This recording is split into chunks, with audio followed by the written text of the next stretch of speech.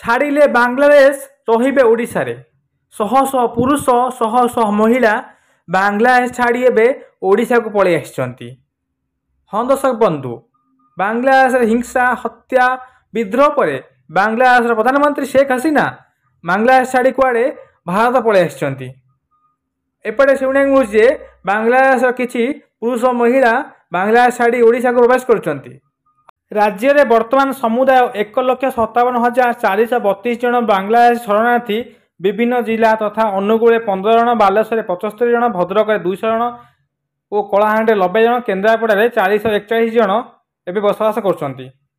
व्यतीत समुदाय 3,740 जन बांग्लादेशी अनुप्रवेशकारी बेआईन भाव विभिन्न जिला तथा बरगढ़ 2 जन, भद्रक 199 जन, केन्द्रापड़ा 1649 जन बसवास कर।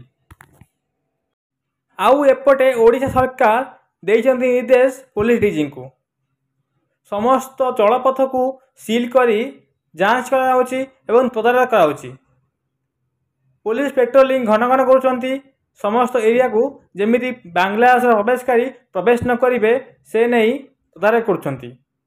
खास करी केन्द्रापड़ा, जगतसिंहपुर, बालेश्वर, भद्रक एरिया को तनाघना चली।